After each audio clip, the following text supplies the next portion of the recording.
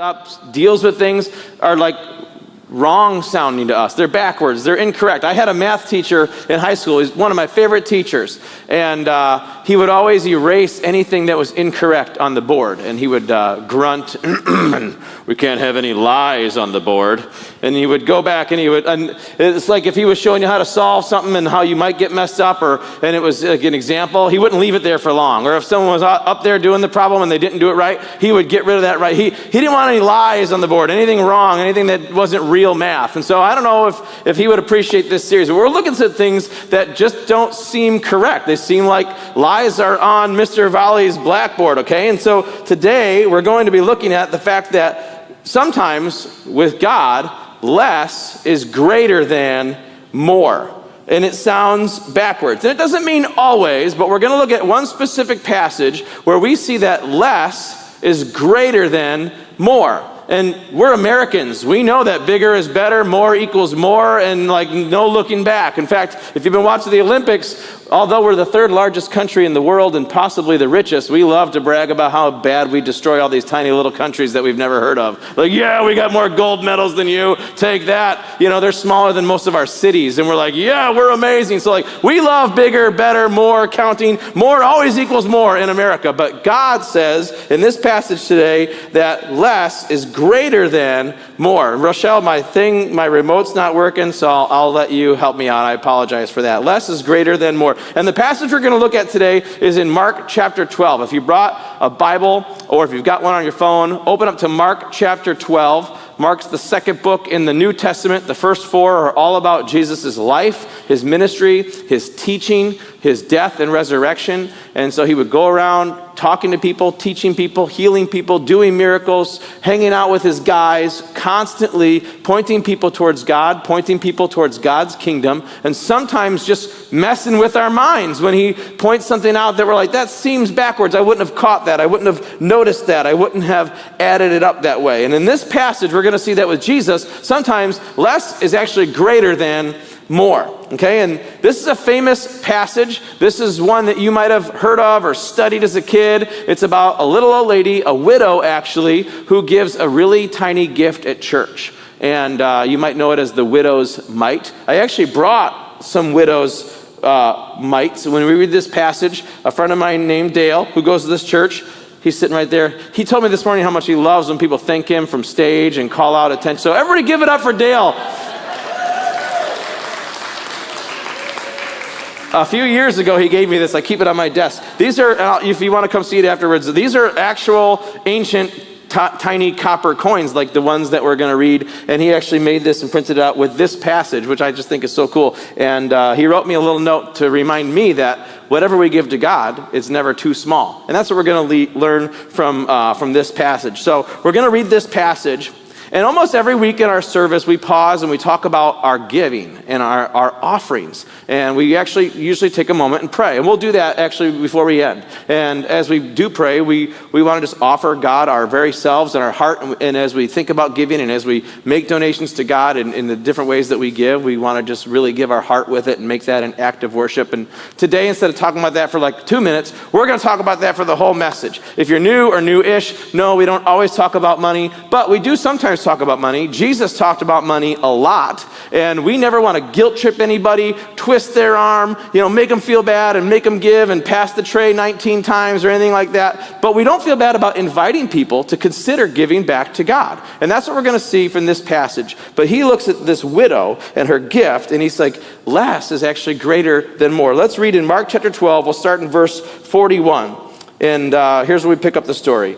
Jesus sat down opposite the place where the offerings were put in and watched the crowd putting their money into the temple treasury, okay? They're at the temple. This is a sacred place, kind of like we got a little offering box in the back. They hadn't figured out how to pass the buckets yet, so they had little boxes that people would give. And Mark's like, yeah, we were hanging out with Jesus, and he just pulled up a chair and started staring at people while they were giving their gifts. How intimidating would that be? Now, I don't know. I picture him grabbing a chair, pulling it up backwards, and just sitting there in front of what do you got? I don't think it was quite like that. Maybe they were in the back and he was just noticing from afar. But it's interesting that he starts off this story by saying Jesus sat down and he just watched. Jesus watched the people as they put their offerings in.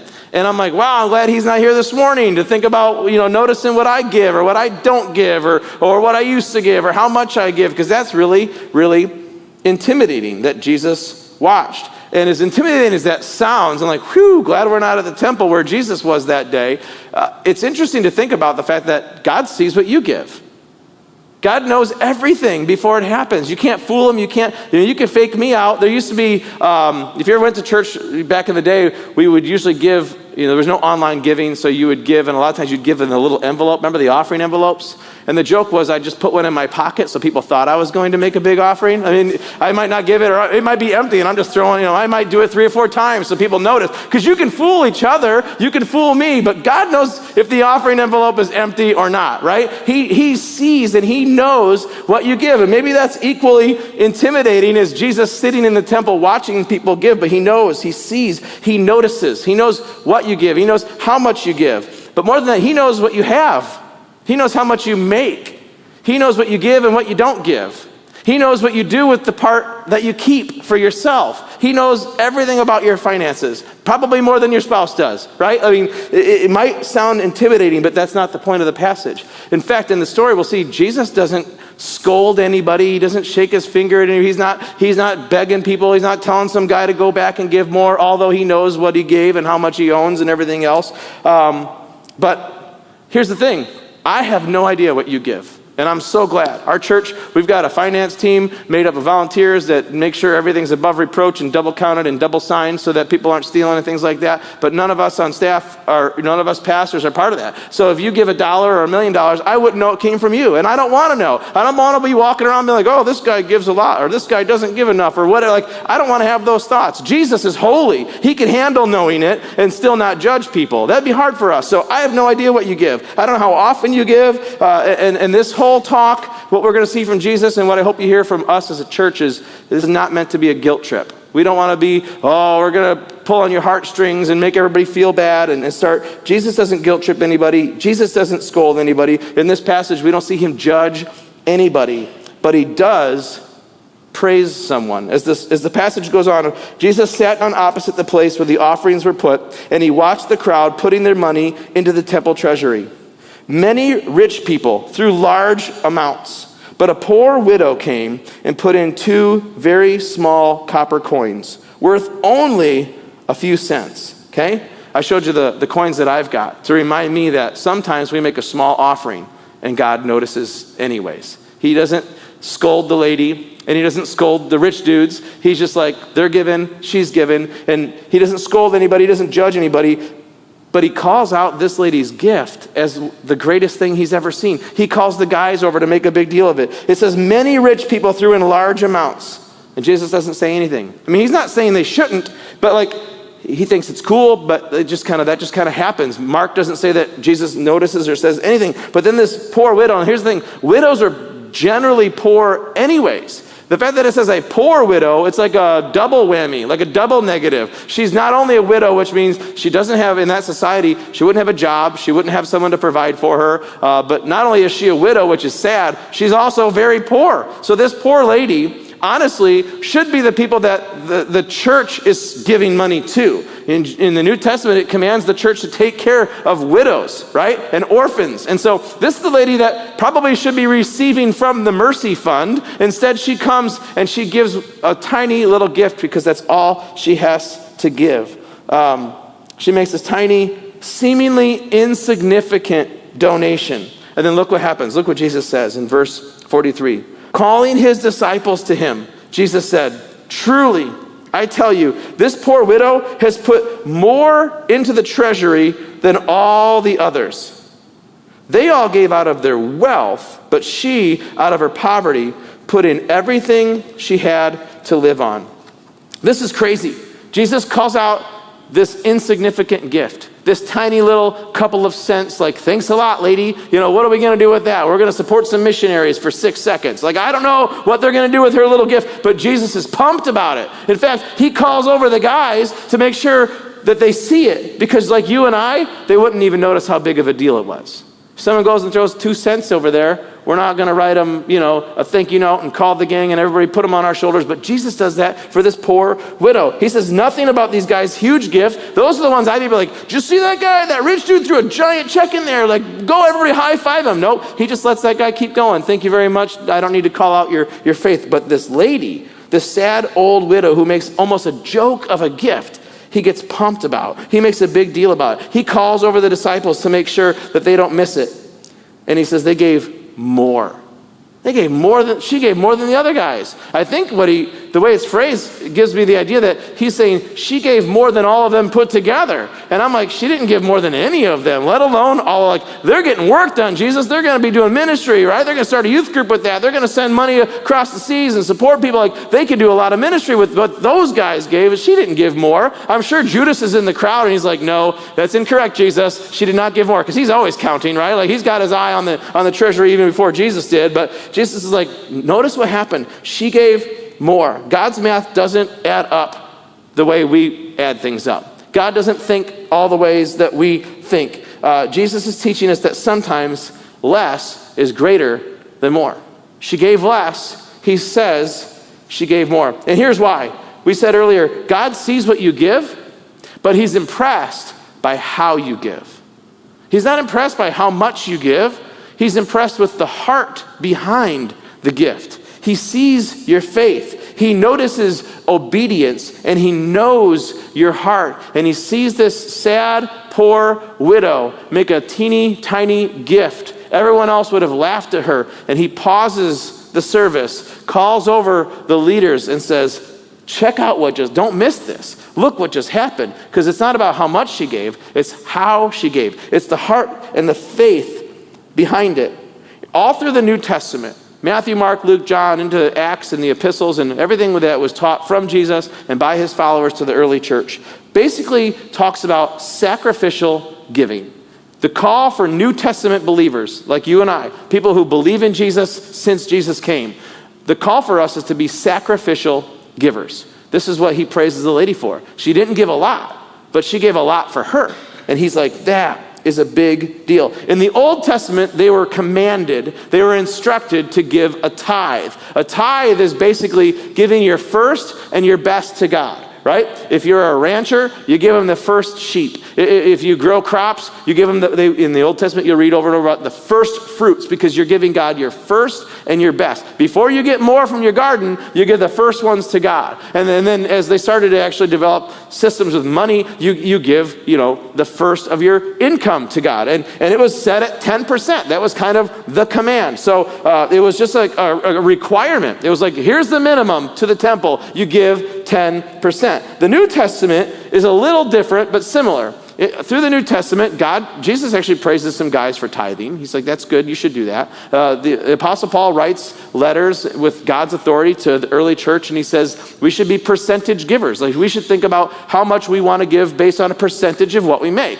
which is great, because then if I start to make more money, my gift should follow it. I have the opportunity to give more when I make more.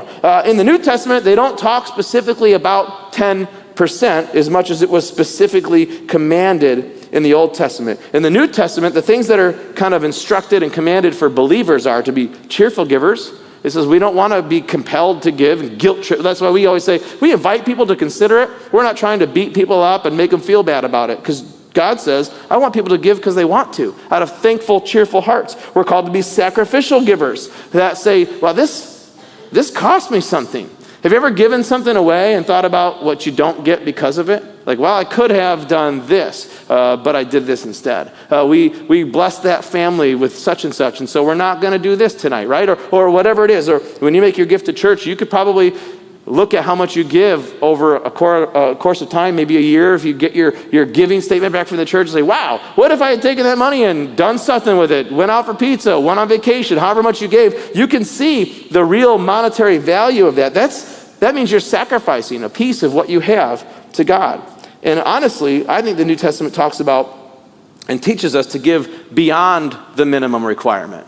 They already had like 10% set as, here's what you have to give. This is the requirement. Everybody gives 10%. That's like a minimum. You're just doing that because you have to. In the New Testament, he's like, God sent his one and only son to forgive you all your sins. Give sacrificially, give cheerfully, give more than what you have to give. Just respond back to God. I wrote this down. It's not the size of the gift that counts. It's the size of the sacrifice that moves God's heart. So these guys give huge gifts, and I'm sure he's glad. I'm sure God will bless them for that. He's not saying they were wrong, but when she gave, although it was a small amount, the size of the sacrifice was huge. He's like, guys, check this out. It's not the size of the gift, it's the size of the sacrifice. In the New Testament, here's a few examples of sacrificial, beyond the minimum kind of instruction on giving. There's a guy that we know as the rich young ruler. And if you know the story, Jesus says to the guy, why don't you sell everything you own and give it all away? And the guy goes away sad because he'd rather have his stuff than a relationship with Jesus. Now, he's not telling all of us that we should sell everything, but that was what that guy needed to hear. What he's saying is it's more than just giving 10%. You know, this guy had a lot, and Jesus is like, you need to get over your stuff issue and follow me with all your heart. So he tells that guy to sell everything and follow him. Early Christians would sell their land, their properties, anything they owned, and then they would give it to the leaders of the church. They basically considered nothing their own. They would say, I sold this, and I got $10,000 for it. Here's the $10,000. Give it to the people who need it. God blessed me, and that's just the way they lived all through, you read about in the book of Acts. They shared everything. They considered nothing their own. Paul in the New Testament encourages Christians to give radically and to give sacrificially, way more than just like, I'm supposed to do this and God said so and there was the 10 Commandments and all that. He's like, no. Like, make it a thanksgiving offering, recognizing how good God is to you. Looking at the New Testament, the standard of giving appears to be higher than the Old Testament. The Old Testament was like, here's the minimum requirement. The New Testament invites us to think about percentage giving at a radical, sacrificial level. Now, for some people, a lot of people, 10%, to give away 10% of what you make, that's a lot of money. That adds up real fast. And in America, if you look at any stats on finances, most Americans spend more than they make. So like most Americans aren't making it on 100% of their income. And Jesus is like, well, you should try to live on 90%. That is radical. 10% is a huge deal. I don't want to say, if anybody gives 10%, they should feel like they're just the scum of the earth. They're giving. No. But it's interesting to hear, like, sometimes I feel like we put a cap on ourselves because the Old Testament had that number of 10%. And we feel like that's the standard. That's what we do. And sometimes God would say, what if you gave more? What if 10% is not that big of a sacrifice? God's blessed you, God's provided for you, and all of a sudden, like, giving 10%, like, that's on, speed dial. That's just happened. I don't even think that's automatic. What if we gave sacrificial? That's what the New Testament seems to be inviting us to. 10% is a great starting point. It doesn't have to be your finish line.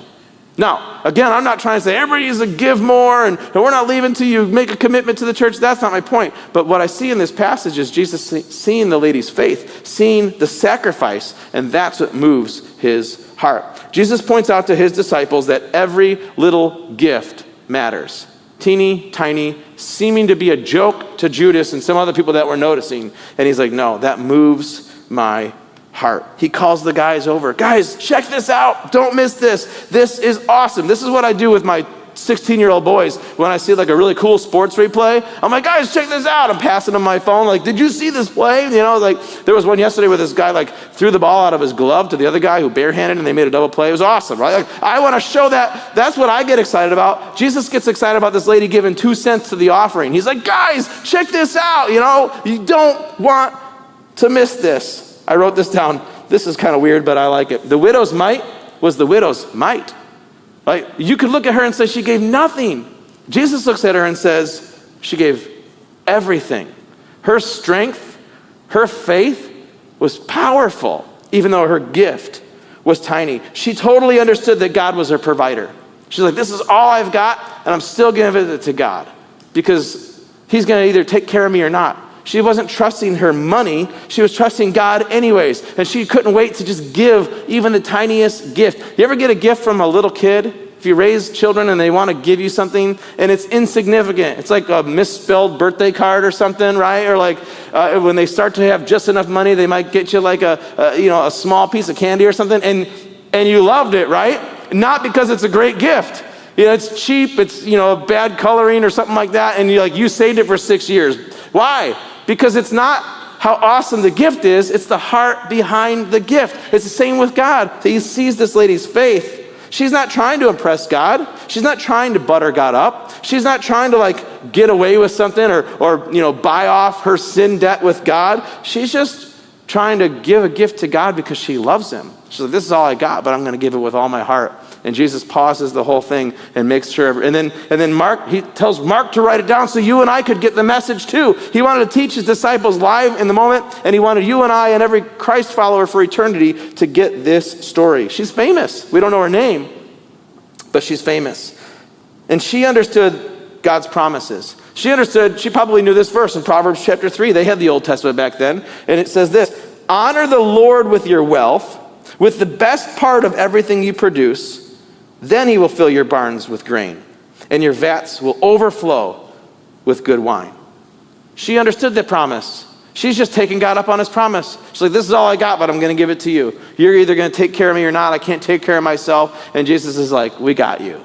We noticed. God is moved by that. Cherry and I have seen this promise play out in our own life, where we've decided we're just going to try to be generous back to God. We're going to be givers, even some days it's harder than others. Some seasons of our life, money was so tight, but we didn't want to stop giving because we kind of made that commitment in our heart. And we've seen God just provide, sometimes miraculously, when we're like, I don't know how this is going to work. And he is just taking care of us. We thought we might lose a house. We never missed a payment. And it wasn't because of us. It was because God just kept moving and acting for us and helping. You guys probably have stories like this. When you go to lunch today or when you go home or whoever you came with, maybe you can share some stories where you've seen God come through on this promise in your life. Some days it feels like, hey, I've got what I need. I can take care of myself. And sometimes you feel like, I don't know how I'm going to take care of myself. And you see God come through on his promise when you're faithful. He says, first, honor the Lord with whatever you've got, even if it's 2 cents. And then you could trust God to provide for you. If you've seen that in your own life play out, you should share that story with whoever you came with today. Tell your own stories about how God's done that. I've seen that in my life so many times that we're like, okay, I don't want to trust myself, but I know I can trust God. So I don't know what this means exactly for you. I'm not going to try and tell you what you should do about it, but I'll just give you some prompts for you to consider. And this is between you and God. We're not looking for you to fill out a card or change your giving strategy. We just want to lead you in a time to think and consider and pray with God. But the first is, be generous back to God. And the key really is back. This widow understood that the 2 cents she got came from God. And the rich guys, whatever they had, that came from God too. And so it's really not that you're so amazing that you would give to God or give to God's work. It's that you have what God gave you anyways. The job you have, the education you have, the opportunities that have come your way, whatever you've got came from God. That's what we believe, that he gives it to you. You're just managing his resources as long as you're alive. However much he gives you to be in control of, if you want to give some back to God, the key is that you're being generous back to God. It's like if I take my kid out for lunch and I ask for one of his French fries, it's like I bought the whole basket of French fries, right? And this is what we do with God. Even if it's 2 cents that we give, when we give it with a sacrificial heart, God points it out to all the angels because he's moved by that. Second is, ask God what he would have you give. I dare you. I don't know if you've ever asked God, how much should I give? What do you want me to do? Maybe you asked God that a long time ago, and you've just kind of been on autopilot. You haven't thought about how much you give or how often you give or how much you should give. And I'm not trying to tell you how much. I really believe it's not the amount, it's the amount of sacrifice. That's what we see in this story. Sometimes less is greater than more. But have you ever prayed that prayer? God, what do you want me to do about this? How much do you want me to give? Do you want us to take another step in this? Do you want us to increase our amount? Do you want us to increase the sacrifice? And then just really spend time waiting and listening to see if he kind of nudges your heart or puts something on your heart. The question is, God, what are you calling me to give? The question is not, what does Erik say I should do? What does culture say I should do? You can just ask God directly. If you're married, pray with your spouse, right? But you can just say, God, what do you want me to do with your resources? Everything I've got came from you. I'm just managing it while I'm here. What do you want me to do with your resources? Do you want me to give more or more sacrificially? The next one is, be a sacrificial giver. If God nudges you with whatever he nudges you, and you're instantly thinking, oh boy, that's going to cost me. That means it's a sacrificial gift. It might be less than the person sitting next to you. It might be more than the person sitting next to you. God doesn't care how much you give versus how much they give. He sees your heart. So if God nudges you and it feels sacrificial, that's scary. I get that. That's uncomfortable. That's like, ooh, that's going to cost me. Anytime I eat fish, and like I'll eat fish, but I don't understand why. It's expensive and it doesn't taste as good as steak. So I'm always like, I could be eating steak for how much I paid for this fish, right? Anybody else feel like that? Like when you give something up, like we only got so much, right? So if you're going to be a sacrificial giver, you're going to be aware of what you could do instead. That's okay. That's not to brag about. But the fact that you're aware of that and it feels scary and uncomfortable, lean into that conversation with God. I'm not asking you to be foolish. I'm not asking you to just sell your house and give all the proceeds. No, I'm just saying, would you be so bold to ask God, what would you have me give? And when it starts to feel scary and uncomfortable, that's because it's sacrificial. And God notices that sacrifice, that moved the heart of Jesus. Like we said earlier, God sees what you give, but he's impressed by how you give. You could be rich, you could be poor, and the amount of sacrifice could be either great or not. God doesn't need your money.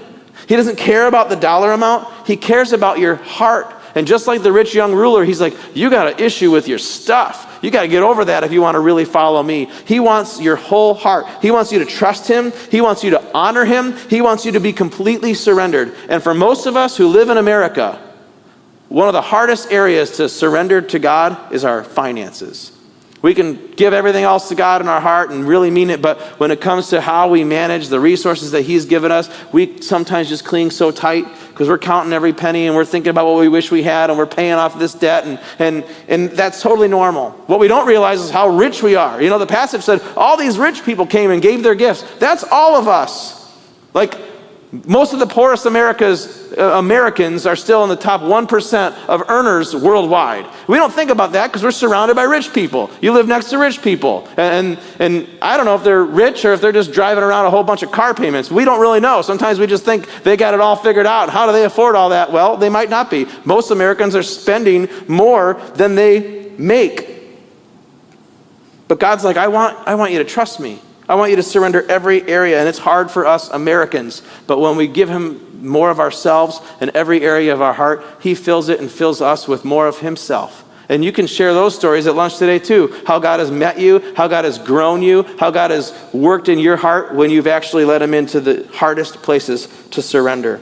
Sometimes us Americans, we're selfish, and that's the reason, we're not great givers. But a lot of times, I fear our hearts are more generous than our finances will let us be because we're maxed out. We're not even as selfish as we are, I wish I could give to that cause. I wish I could support that cause, that missionary, whatever it is. I wish I could be more generous. I wish I could give, but I can't. My bills are up to here. I'm too far maxed out. I'm in debt as it is. And our heart gets moved, but we can't write the check. We can't process the payment because we just know financially. And so if that's you, I just want you to know that our church would love to help you out if we can. We've offered classes to help people budget and manage their finances, not so that we can get more from you, but we want you to live a life that's free from the stress of being behind and the financial stress that might be the hardest stress you ever sweat. It breaks up marriages. It breaks down minds. It's hard. God doesn't want that for you, and neither do we. If we can help you find a class or something to work on budgeting and financing or your marriage because of it, we would love to come beside you in that because that'll bless your marriage, and eventually you'll get to a place where when you feel like you want to be generous, you can actually be generous. I think most Americans want to be more generous than they've put themselves in a position to be able to. But Jesus is honored by our sacrifice. Here's how it's worked out for me. At a young age, my family just taught me you're supposed to tithe. 10% goes to the church. I used to mow my grandpa's yard. He'd give me $10, and he would tell me one of those goes in the offering on Sunday. And he wasn't being funny. He was just letting me know, I'm your grandpa, I'm going to teach you how to do it. My parents were the same way. They always gave to the church. They taught me to give to the church. I was just raised thinking that was normal, which is really nice. Because if you wait till you make real money, and then you realize God wants you to give a percentage back, you're like, whoa, I just that's a lot of money, right? When it starts and it's like $1, it's like, okay, I can do that, and it grows as you go. So it might be hard for some of us to start. That's how it started for me. But I'll tell you what, tithing has helped me be a less greedy person and a more generous person. Because we just decided we're going to do it. My wife and I, as a couple, as a family, we just decided this is how we're going to honor God. We're going to give back to God a little bit of what he's given us. And I'll tell you what, I'm a very greedy, selfish person. I don't know if you are. You're probably a better person than me. I think we're all greedy in certain ways, and we just don't see it. We don't see it because we're normal. We're Americans. We're all greedy. We don't even think about it, right? Tithing is a discipline to help me be more generous instead of just hope I'll be generous. Because my hopes don't always come through. It's a practice that's helped me be less greedy and more generous. And then as my income has increased over the years, my giving's increased. But you know what else has increased? My desires. Well, now that I make more money, I can spend more money, and we can do that, and we can have that, right? This is the American way. The more we make, the more we want, the more we want, the more we spend. And even though we got more money, we feel like we're more broke than ever. And so this has been a good habit that I'm glad I started young, so that as my desires increase, then our lifestyle can increase, and you get a raise and things like that. My giving actually increased with it because we decided we're going to be tithed. Shortly after we were married, my wife and I decided, what if 10% doesn't have to be a finish line? I just gave 10% since I was like 8 years old, right? And we thought about it, we prayed about it. We decided, God, we're going to up our percentage. We're going to give more than 10% because we can. And then within a month, we got pregnant and one of our cars died. And we're like, dang it, but we already promised God, right? You might have stories like this too. Like it was terrible timing. Like, thanks a lot, God. You're supposed to bless us more for giving more. Instead, we're like, now we're more broke. But we just kind of decided this is what we're going to do. And over all the years of our marriage, we've had some seasons where we were pretty strapped. Money was beyond tight. I was unemployed, and we just decided we're just going to give whatever. We're going to give a percentage of whatever we get, even when that percentage. Sometimes I felt like that widow. I was like, God, I don't have much to give, but this is my percentage. It's helped us stay generous, stay faithful, and be less greedy. And I'm so glad we did, because we'll take God up on that promise that when you give generously to me, I will take care of you. And we've seen him come through so many times. If we had to trust in ourselves, we wouldn't have made it. But trusting in God, sometimes his math just doesn't add up to ours. Sometimes less is greater than more. Tithing has been a practical way for us to just know and remember that God's our provider. If you're a regular giver, when you make that gift, it's a great reminder that you're trusting in God more than yourself. That you're saying, okay, God, I'm going to live on this much of my income instead of this much of my income because I trust you more anyways. I want to be, banking on your promises more than my wisdom. And so it's just a practical, awesome reminder that God is your provider, and being generous back to him is the way you want to live. So if you're not disciplined in that, I want to invite you to consider that. I don't want you to feel bad. I don't want you to make a rash decision. I want you to pray about it. This is between you and God. This is not a church fundraising issue. This is a discipleship, a growing in God. I want to just invite you to consider that. Think about it with your spouse. Pray about it to God, and just see what he moves in your heart. And when you respond in faith, he notices. He calls the guys over even to look at this little tiny joke because it's a big deal to him. Because even with God, sometimes less is greater than more. I know that most of my spending will leave zero impact once I'm gone. Whatever I drove, whatever I ate, whatever vacations and pictures, that's all good. None of it's bad. But when I'm gone, it's gone with me. But whatever investment I make in Christ's kingdom lasts for eternity. This is why Jesus says, don't store up treasures on earth. Invest in eternal treasures where no one will steal and it'll never fade away. This is what he invites us to be a part of. And I believe that's the greatest thing to give towards. I want to just ask you to think and to pray about what God has given you and what he wants you to do with it. I don't want to tell you what to do, but I dare you to ask God what he would have for you. And I know that when we give back to him generously, he notices, he cares, and he blesses that obedience. Would you stand as we pray? And like I said, almost every week we try to just pray. Back in the day we passed the buckets. We kind of quit doing that. So if you want to give, you can give in the bucket. Most of us give online. You can do that Tuesday night or Sunday morning. It doesn't really matter. Some people have it regularly automated because I want to give this much and I don't want to forget. You can do that on our website if you want to, or you can give one time at a time. However you give, I'm glad I don't know how much. But God does, and he cares, and he sees your heart. And so I just want to pray as we even consider what God's given us, that we would just see him as our provider, and we would be worshipers that we would give every area of our heart, even our finances, to him, and we would just expect him to show up in ways that we can't, because his math doesn't always make sense to us, but it's better than ours. Would you pray with me?